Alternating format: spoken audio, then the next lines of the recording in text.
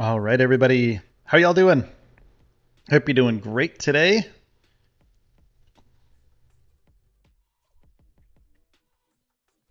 We're going to be talking a little bit about Starship SN20.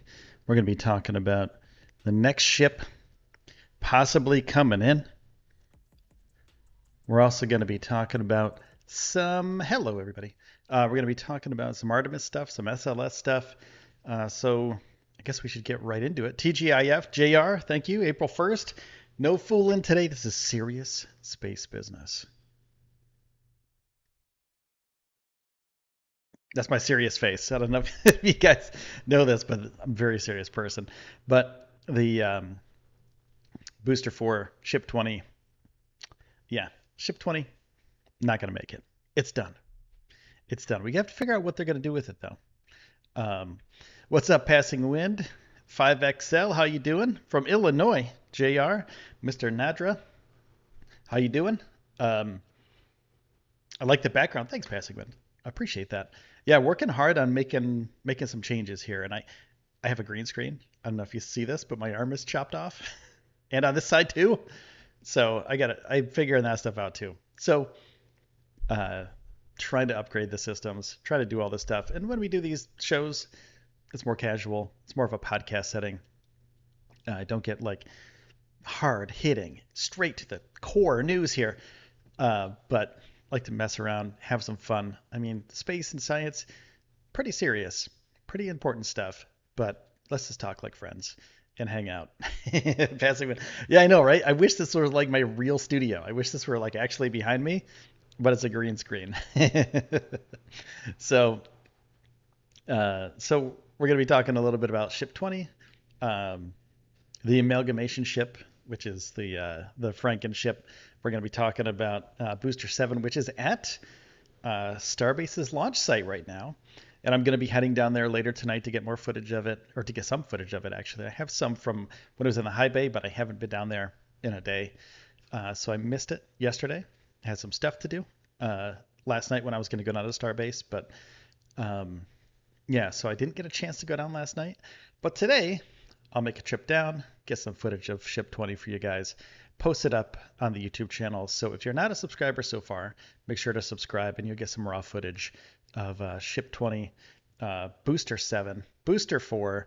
I'm gonna look at the high bay today too at some point. So just stay tuned and make sure to subscribe to the channel because that stuff's important.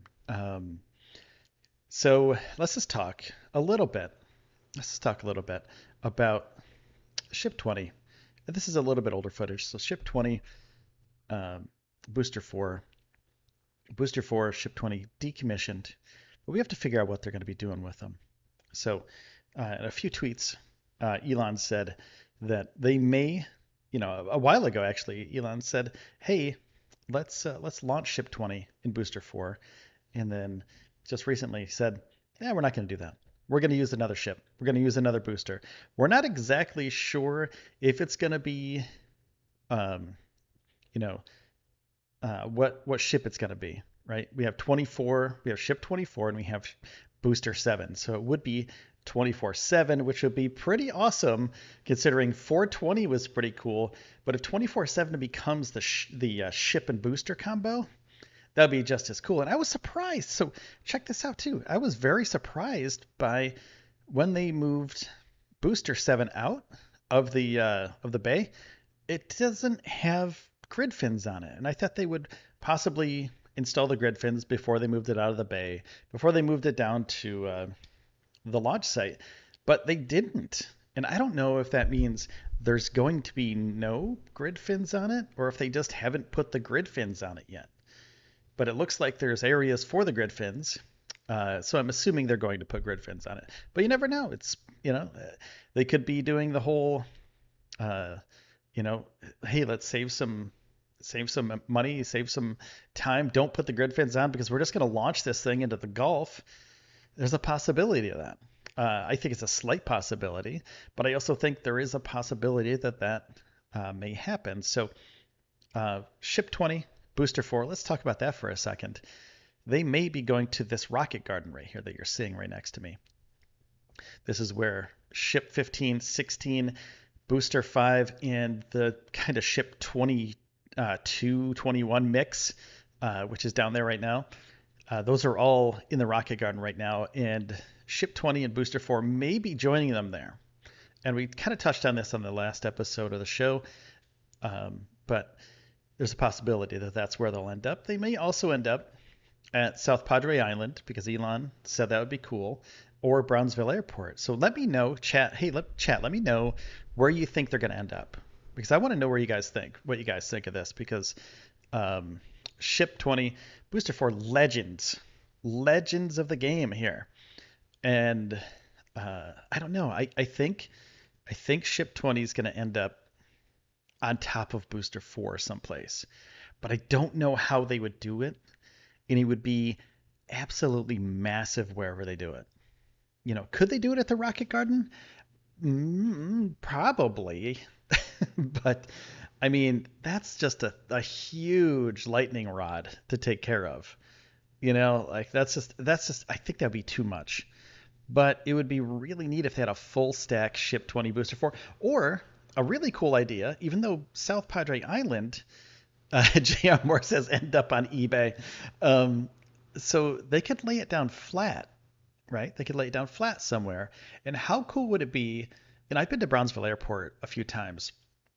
How cool would it be if you got off your plane and then the first thing you see is a gigantic rocket as you're leaving the terminal, as you're leaving the area out to get your rental car or whatever, or get picked up or whatever, or your Uber. And the first thing you see is this gigantic rocket laying down, and you get to walk right next to it. I mean, right now they have a fin of a flap of, which one was it? 11? Ship 11? So I don't know if it's going to be completely scrapped, but Elon has said that he wants to make it a publicly accessible, rocket, I guess, for the public to hang out. So yeah, so let me see what chat has to say about this.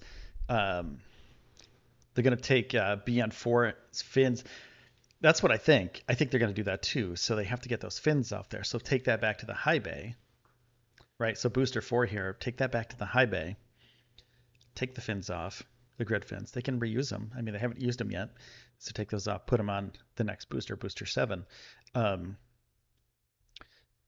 Maybe make you fold down versions, or maybe don't need for testing. That's what I'm thinking, Steven. I think they might not need them for testing, but we'll see in the next, there's road closures. When is it?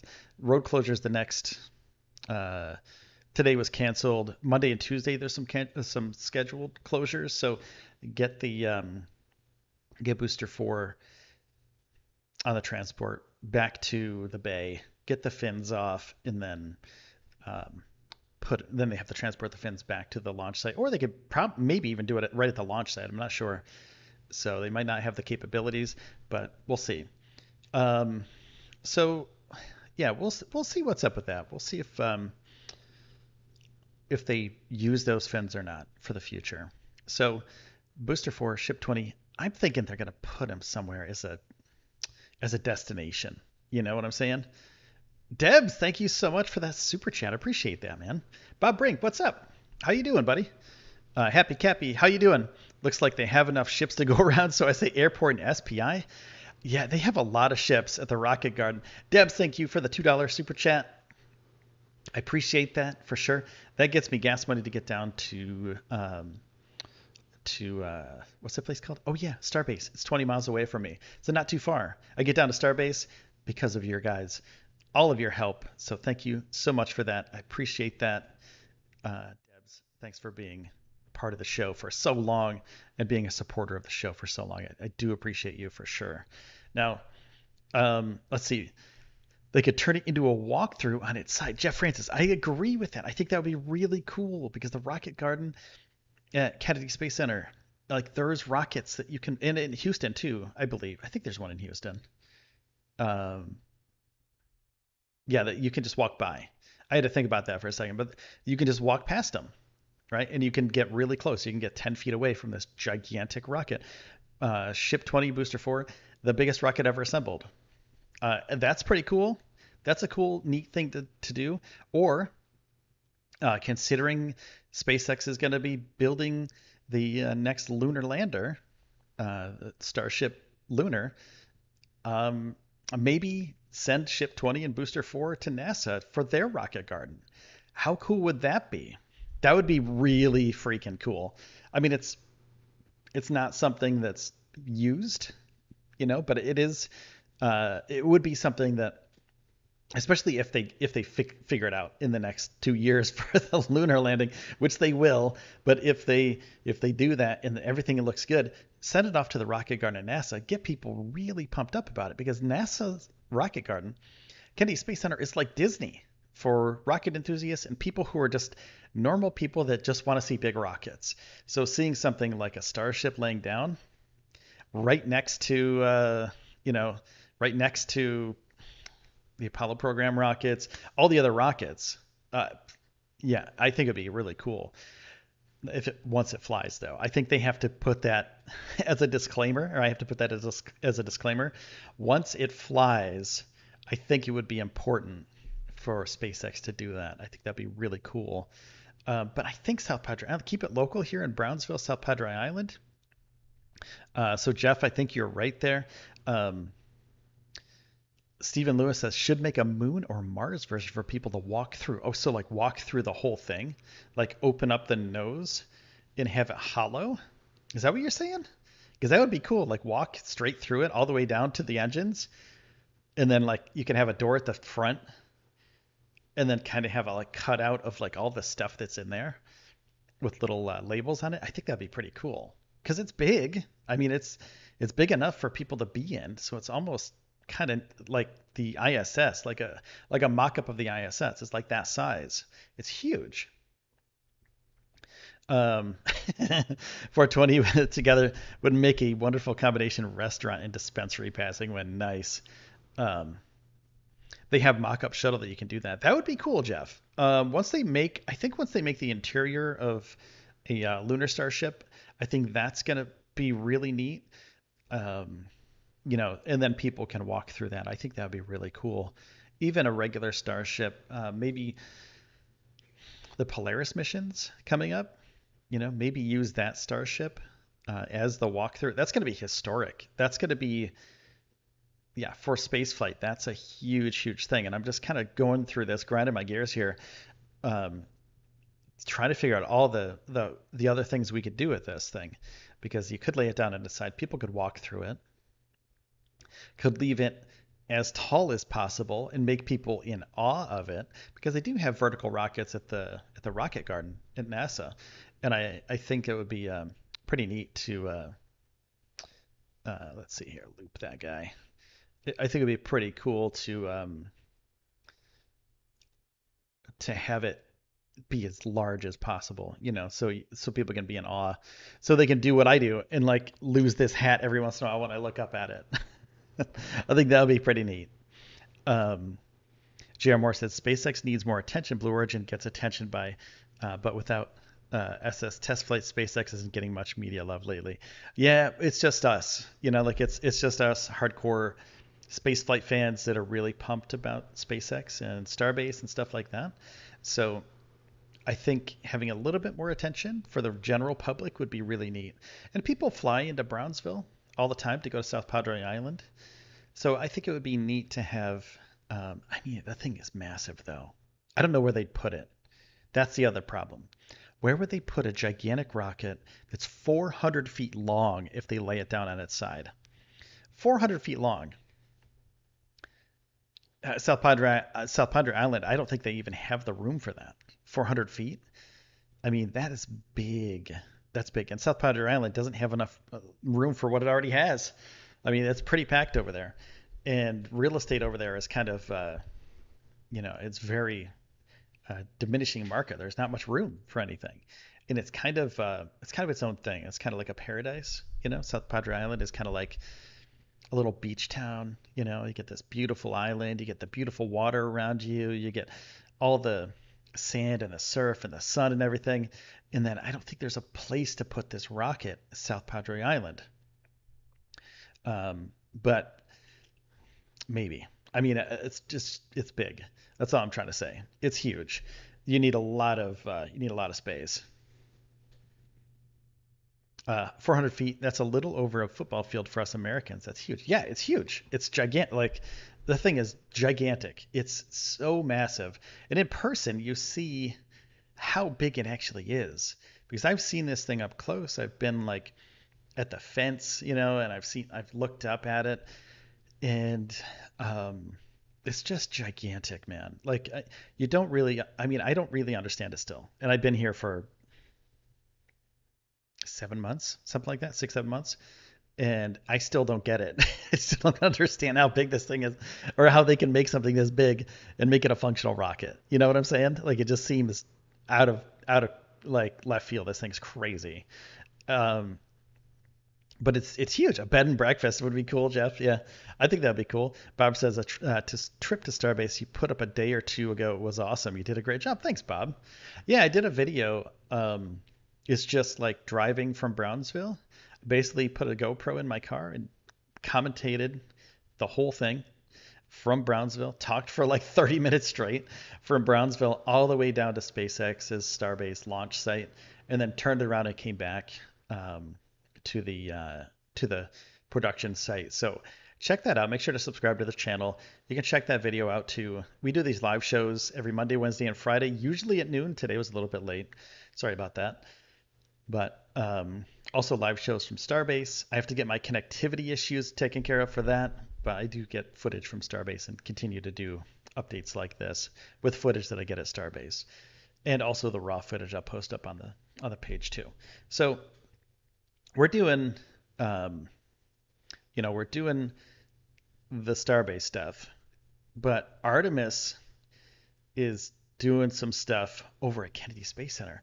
Absolutely insane stuff that they're doing. Happy Cappy, thank you so much for the super chat. Wow, $20. I have to run again. Thanks for the update and great video with the ride to Starbase. Thank you so much, Happy. I really appreciate that, man. That's very helpful. Very helpful.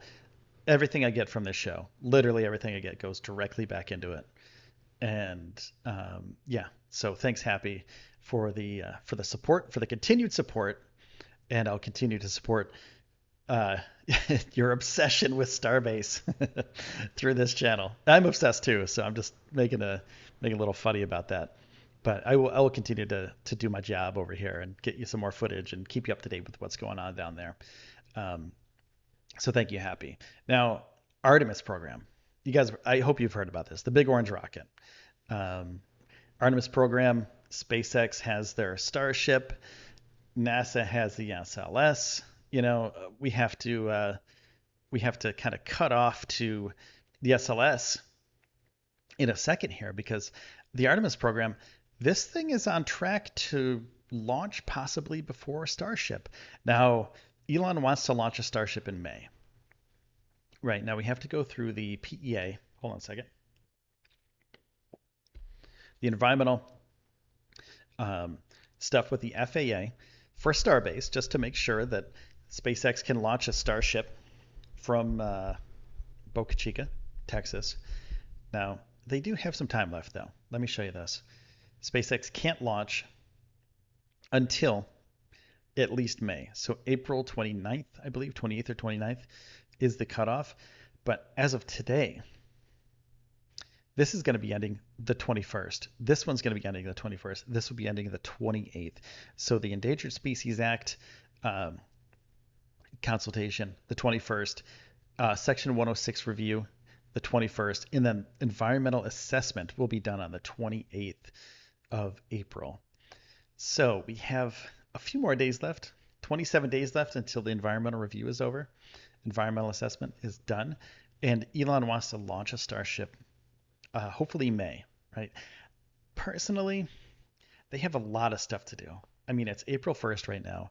Booster 7 doesn't have grid fins, doesn't have engines, doesn't have all the internals ready to go, and it's going to take them a while to get that stuff done. So probably the first week will be getting everything in line, moving Booster 4 out, moving Ship 20 away, getting all that stuff out of the way, putting together Ship Booster 7, and then maybe it'll take 2 weeks for that. I'm not sure. The last time they did engines, they swapped engines. It only took a couple days. So it might take a little bit less time now because they know what they're doing and they're getting their systems properly done. So it may be April, May, April 28th when they're done. Elon may be like, well, let's get this done. But I know how fast they work down there. I've been there a bunch of times, hundreds of times, and it seems like everything should go faster. Like it seems like everything should be okay and like run really smoothly. But you always have to take into consideration if one thing goes wrong, it could hold up production for other things. So there's a possibility that we don't launch the Starship in May, right? So Artemis could possibly be Starship. So let's take a look at what's going on with Artemis right now. So this is the wet dress rehearsal, and I'm just pulling this information from NASA because it's the best source, basically. Launch team is on track to begin the countdown, and this is happening soon too, by the way. So 5 p.m. Eastern time today. Called to the stations. It's going to be happening at NASA at the SLS launch pad, and they're really concerned about weather.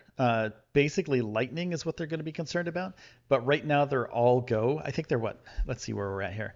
Currently predict favorable weather conditions for tanking on April 3rd. So April 3rd, in a couple days, NASA will be tanking up the SLS, which is a gigantic, gigantic rocket. Look at this thing. I want to show you guys some of this footage from NASA. This thing is absolutely massive.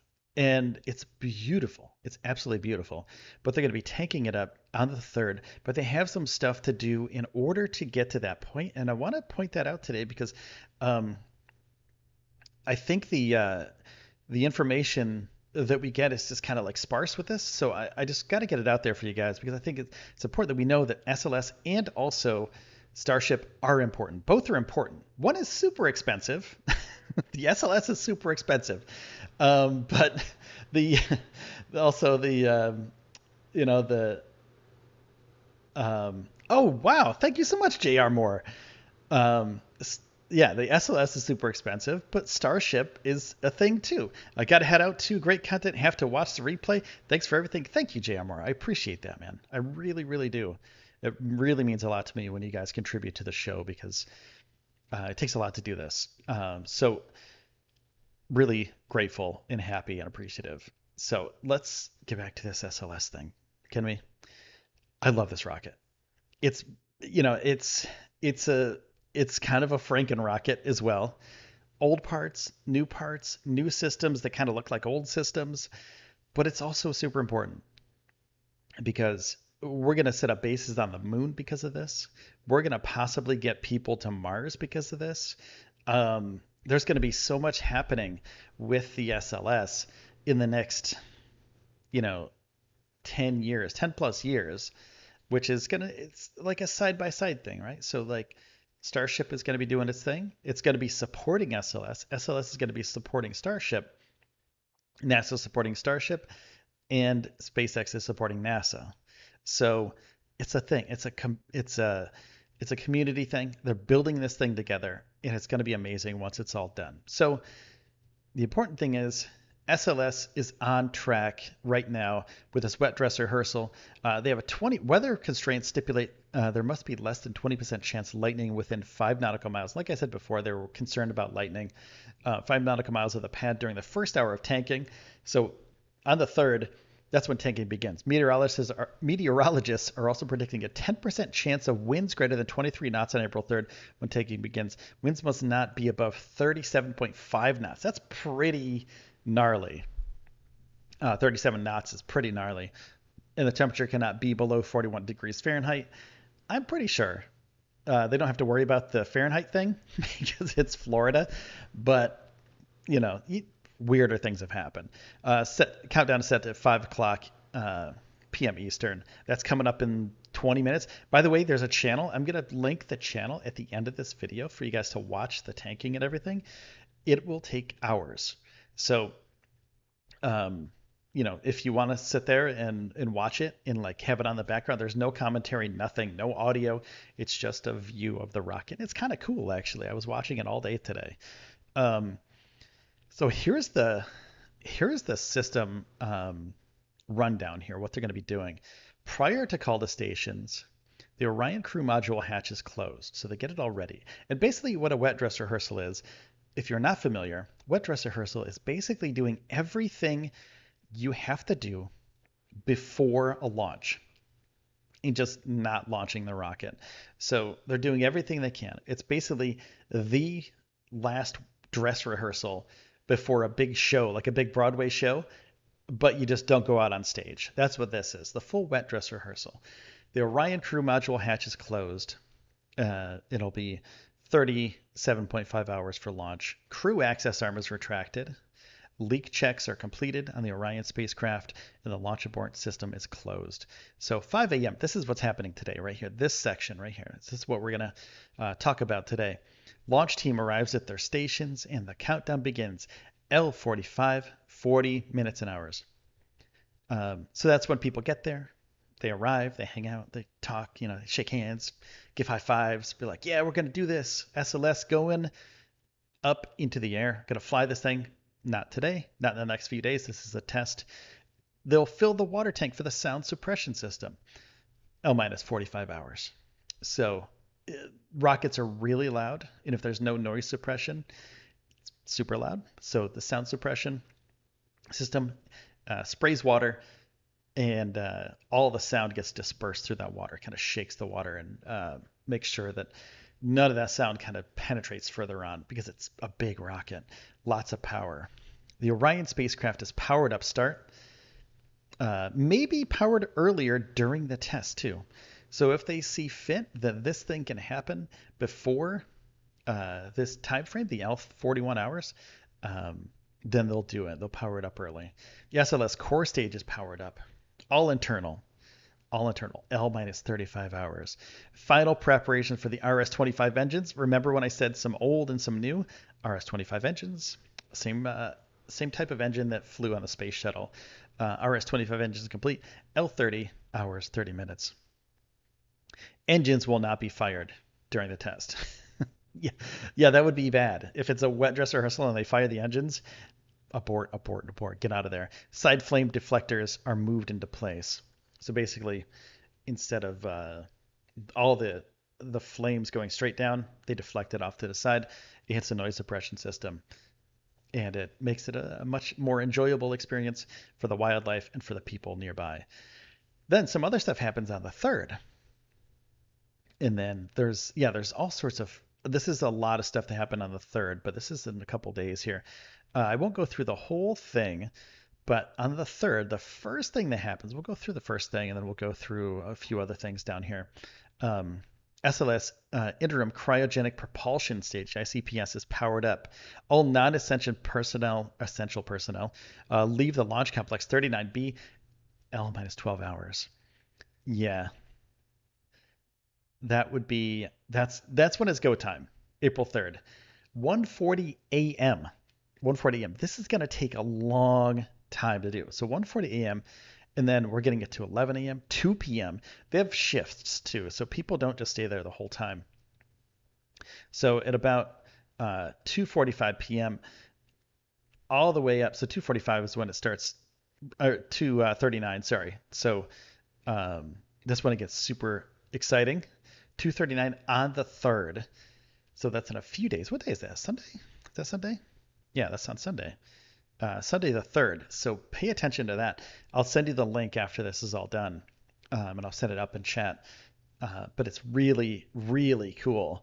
So Orion Ascent pyrotechnics are armed. Cool. Orion set to internal power. T minus 6 minutes. Core stage LH2. Terminate, replenish. Core stage auxiliary power unit starts. Core stage locks, terminate, replenish. So you could be close by too. So you could, if we had a photographer out there, they could actually watch this happening from the beach. And there's a couple other spots out there. If you have a big enough lens, you can actually watch this all happening. And also on that stream that I'm going to show you. Core stage switches to internal power. ICPS enters terminal countdown mode. Terminate, replenish.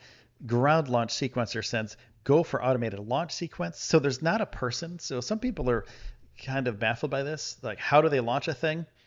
There's no person pushing a button. I say that as sort of a throwback to the olden days where there weren't computers, where there was a person that pushed a button, like, we're ready for launch. Go, go, go. And then somebody literally physically pushes a button. That doesn't happen anymore. It's all controlled by computers, internal computer systems, core stage flight computer to automated launch sequencer, T-minus 30 seconds, ground launch sequencer, manual cutoff. So they cut off everything, make sure it doesn't fire, make sure it doesn't launch. And then if they get a completely successful test, then Artemis and the SLS will be flying their first mission in the next few months. So this is going to be an impressive thing to happen. If anything goes wrong, they can always terminate the tests early, and they can walk away, and they can figure out what went wrong. And it could take anywhere from hours to days to months to fix the things, right? So we all know how this goes.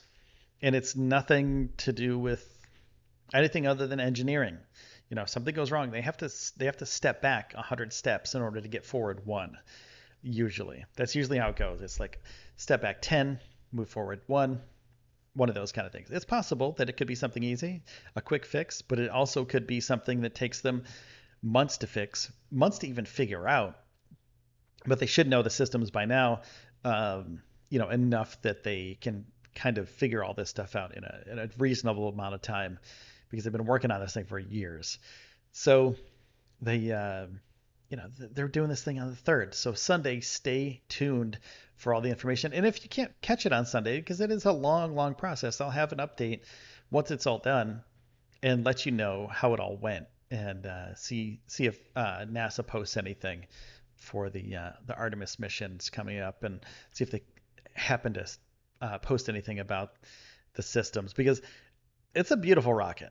Don't get me wrong. It's classic, like Starship is the future, but this is like classic NASA. Like if you look at like a 1960s NASA poster, 1970s NASA poster, and like, this is the future, one of those kind of things, like, in the year 1999, NASA will have a moon rocket, like one of those things. And this would be that. So it's beautiful. It's a giant rocket. It's going to send people to the moon and eventually to Mars, and it's going to be great. So web dress rehearsal coming up today in a couple minutes, actually, Eastern time. I think Eastern time is an hour away. So 4:49 now, and it is 11 minutes away. So I'm going to post this right now for you guys, so you can go over there, take a look at it. But I'm going to bounce out of here and let you guys go watch that. So here is the link. Thanks, everybody. Thanks, JR Moore. Thanks, Happy Cappy. Thanks, Debs, for all of your super chats today. You made my day, literally. I'm going to be heading down to Starbase and doing some filming tonight, so I'll get that to you as soon as I can. You helped pay for some gas to get down there, so thank you very much for that. And also, Artemis stuff coming up on Sunday. I'll do a post right when that happens. Maybe it'll be a short. I'm not sure. We'll see. Shorts are okay. I don't know what you guys think about shorts on YouTube, but I find myself scrolling through them really fast. So we'll see if I do a short or if I do a different sort, like a full thing. So we'll see. It looks good. Everything looks good for Sunday. So hopefully we get a successful wet dress rehearsal for Artemis. So thanks, everybody. I appreciate your time. I'm out of here. I do have an ending screen, and this ending screen helps to call out the people. What's up, NC Davis? How you doing? What's up, Eric? These are the people that help out the show. These are the people that are members of the channel. They've joined the crew, and they help out by becoming members and doing a monthly donation to the channel. So thank you so much for that. I pushed that button, and now we're at the ending screen. Thank you, everybody. I will catch you next time on the Space News Pod. Make sure to subscribe. Give this a thumbs up, please. Very helpful. And I will catch you next time. Take care. Bye-bye. See you, Debs.